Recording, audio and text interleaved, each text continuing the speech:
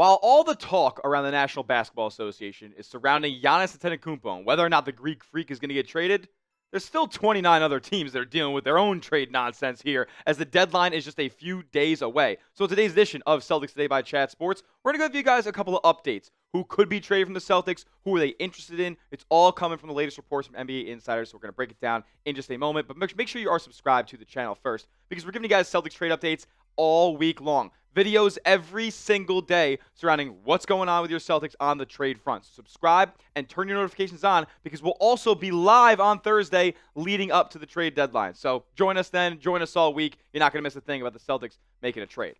Okay, so let's start with Celtics trade candidates here. We'll talk about who they're interested in. Brett Siegel dropped this big bombshell report about basically the entire trade landscape around the league, and the Celtics were interested in quite a few players. We'll get to that in the back half of today's show, but Anfernee Simons, we know, since he was traded for in the summer, has been a candidate to be dealt by Boston before the deadline, just for the sole fact that he makes $27 million. It's an expiring contract, and the Celtics are above the luxury tax, and that's been a thing that they've kind of wanted to get underneath, dating back to them being a second apron team over the past few seasons. And they want to avoid these luxury tax penalties that they'll face once the season is concluded if they don't move $12 million off their books. But that's a very difficult thing to do. And considering the fact that Anfernee Simons is balling out right now, I'm not so sure the Celtics want to do that either. Here's what Siegel had to say on the situation.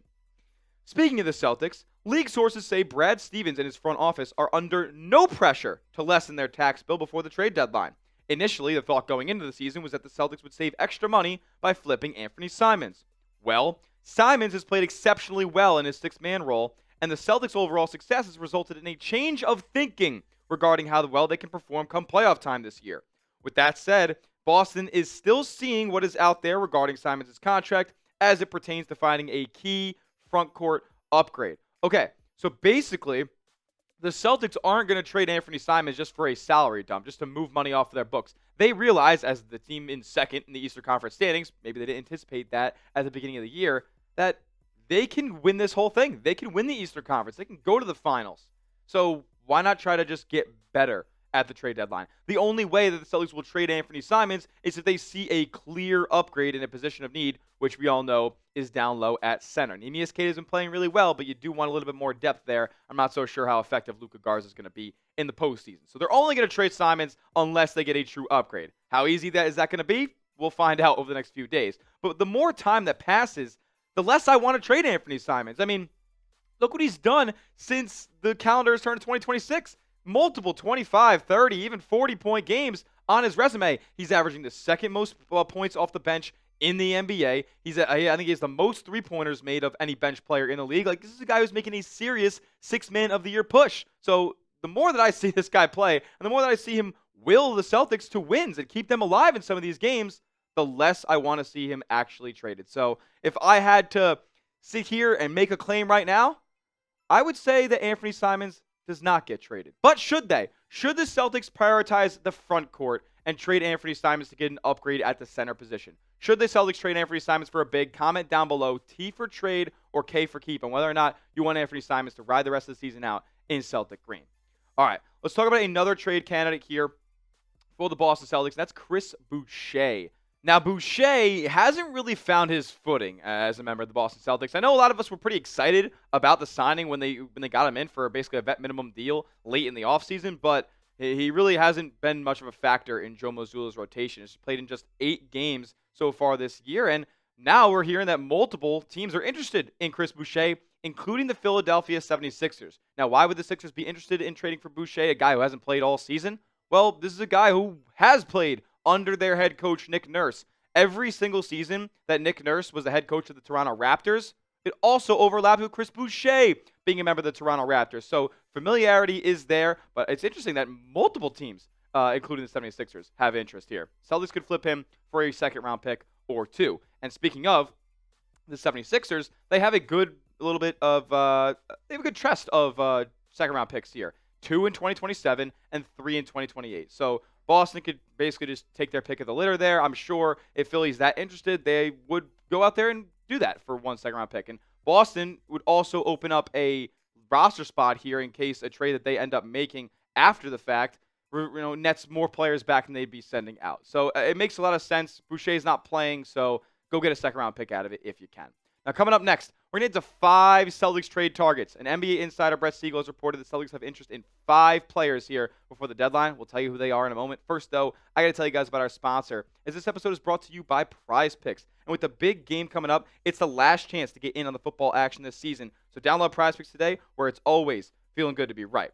It's the best daily fantasy sports app in the game. All you guys got to do is pick 2 to 6 players and just pick more or less on their projected stats. And for new users, you can get $50 instantly in lineups after your first $5. In one single lineup on Prize Picks, you can win up to 2,000 times your money. You can turn $10, into 20 grand. It's unbelievable. So download the app today and take advantage of all the awesome features that Prize Picks has, like max early payouts. So if your lineup gets off to a hot start, you can cash out those winnings before the games even finish. You can also copy other players' picks with the brand new Feed tab. Whether it's a friend, a celebrity, or a creator like myself, you can copy their picks into your own lineup.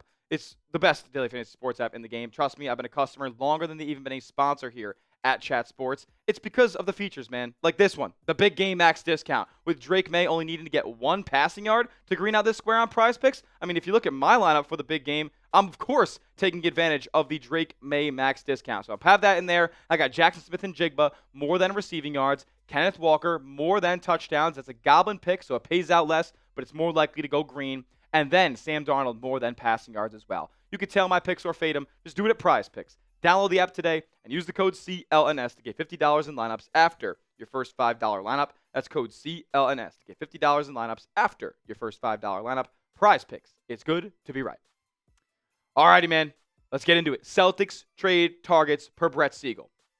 Naji Marshall, who is having the best season of his NBA career so far with the Dallas Mavericks this year. 28 years old, doesn't make a heck of a lot of money. And look, the Mavericks were thinking about trading him for a couple of second-round picks a little bit ago. I would send that instantly. But I think Naji Marshall, honestly, at this point, with the way that he's been playing, 14, 15 points a game, he's handling the ball a ton for this Mavericks team. I don't understand how he doesn't go for at least a protected first. Now, I get it. The three-point percentage, the efficiencies from long range aren't the best with Naji Marshall, but he's really not taking a ton of threes, to be honest with you. He's operating a ton in the intermediate game, in the mid-range, the float game, the at-the-rim game, and he's been a really solid playmaker for them as well. I know he's not averaging over 3 assists or anything like that, but this is a guy who has the ball in his hands a lot and can just give the Celtics another element to their offense, another threatening ball handler who can score, pass, and rebound. Like he does all things well, and he can defend too. Also, on the Dallas Mavericks here, we got Daniel Gafford at the center spot. I know like the Naji Marshall thing might have been a little bit jarring to some people because what Boston's been looking at this whole trade cycle is going after a big. Well, how about we go out there and get 2 Dallas Mavericks that I think are very, very effective players. Like Naji Marshall, Daniel Gafford lines up with the Jays timeline here, 27 years old. And to be honest, I don't think he's been getting as much run as he really deserves in Dallas this year. These numbers are down from what he's been at over the last few seasons as a Maverick. And if he goes and joins Boston here, I don't understand how it couldn't be a situation where Daniel Gafford's averaging like 12 and 10 a night with a block and a half on really, really good efficiency. Like that makes a lot of sense to me. So I would go out there and trade for Daniel Gafford, no doubt about it. And this is a 3-team trade, I believe, by the way. Yes, sir. So this is the initial framework of the deal that I would send for Naji Marshall and Daniel Gafford. But the way that it works is the Celtics are going to need a third team to get involved. So we expanded a little bit, and we're going to go with the Brooklyn Nets as that third team. Shout out to the Nets. We're going to talk about them more in a moment, too. But Naji Marshall and Daniel Gafford coming to the Boston Celtics here. I know it's a lot that you're giving up. Anfernee Simons, Xavier Tillman, 2 first-round picks, and a second. And actually, you'd be giving up 2 second-round picks, as one would go to the Nets for participating in the deal and taking on Jaden Hardy's contract. I'm all in on this deal, man. I think it makes the Celtics a clear-cut finals contender. It is a move that also signals a Jason Tatum return because you wouldn't be mortgaging all this if Tatum wasn't going to be back this season. So I'm very much in favor of this deal if it ended up getting close. What do you guys think? Would you make the trade? A for accept, D for decline. And if you would take Naji Marshall and Daniel Gafford for the Celtics sending out 2 firsts, 2 seconds, Anfernee Simons, and Xavier Tillman, comment down below. All right, after Daniel Gafford, we're going to stay in the front court, and we're going to go with a guy who we've talked about a couple of times on the show as well, in Yves Missi over with the New Orleans Pelicans. Another guy who's kind of fallen out of the rotation down there. They just drafted Derek Queen, and Missi hasn't really found his footing all the way as a pro yet. He is averaging 6 boards a game in limited minutes, which is pretty solid. He's only 21 years old, and this could be another Brad Stevens kind of reclamation project, similar to Neemias Queta, similar to Luka Garza. I think that there's so much untapped potential in Yves Missi's game. Such a raw athlete. Like, I think this could be something where he maybe doesn't start right away for Boston, but man, 2-3 years down the line, he's the Celtics center of the future. We all know that the New Orleans Pelicans organization is an absolute disaster, so I cannot blame the lack of success in Yves Missi's career so far all the way on Yves Missi. If he had another chance to make something work in Boston, yeah, that would probably bode well for his career. Now, instead of Yves Missi, if you don't want to go after that cheaper option because he doesn't make all too much money, what about Daron Sharpe? Yep, we're talking about him again, the advanced stats demon. I want Daron Sharpe as a Boston Celtic. Maybe because you don't have to trade Anfernee Simons to go out there and do it. You could give the Nets maybe a protected first-round pick, plus 3 of the vet minimum contracts that you have on your books, and go out there and get Daron Sharpe, who's making $6 million a year, and he's on that same deal next year. And he's kind of averaging similar numbers to Daniel Gafford, which is kind of crazy, all things considered. So I would be interested in Daron Sharpe. He doesn't really provide much offensively. He's really just an around-the-rim big, but he can block shots. He can rebound the heck out of the basketball. His offensive rebound percentage is off the charts. Like, Daron Sharpe is a guy who I think is kind of gone under the radar. He's not looked at as an ascending center in this league because of just how big of a logjam the Brooklyn Nets have in their front court. So another opportunity in Boston, I think similar to Yves Missi, Brad Stevens, Joe Mazzulla, they could get the most out of these low-cost centers here. But if the Celtics want to go out there and just swing for the fences, Nic Claxton is out there as well. Look, I don't want to trade Anfernee Simons, but you would have to in order to go out there and get Nic Claxton. He makes $25 million a season. He's 26 years old.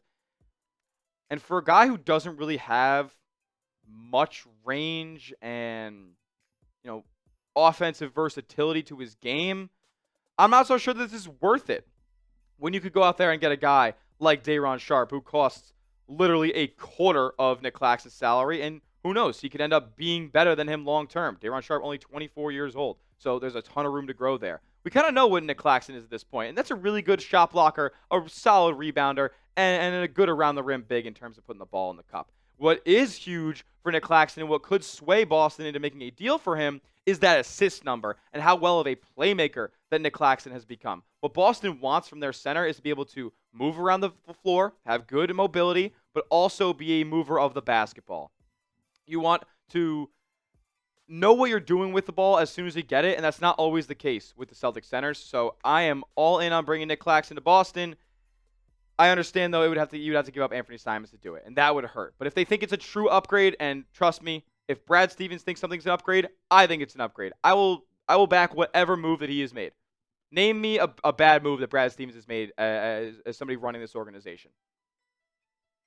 Oh, yeah, you can't. So trade for any of those guys. I'm in on each and every one of them. So if whatever Brad decides to do, I'm in favor of it as well. But drop a comment down below. Name a player you want the Celtics to trade for. It could be one of these guys that we just talked about in Marshall, Gafford, Missi, Sharpe, or Claxton. Or it could be somebody that we haven't yet referenced on the show or the channel in its entire history. Get creative for me down in the comments section and name a player that you want the Celtics to trade for, as that will do it for today's show. Make sure you give me a follow over on Twitter at Tyler J. Smith. 2 H's because the name's common, but I am not. And make sure you're subscribed to the channel as well. YouTube.com/CelticsTV for the latest and greatest on your C's. Videos all week surrounding all the trade updates that you need. Hit that sub button. We'll see you guys next time. And as always, let's go C's.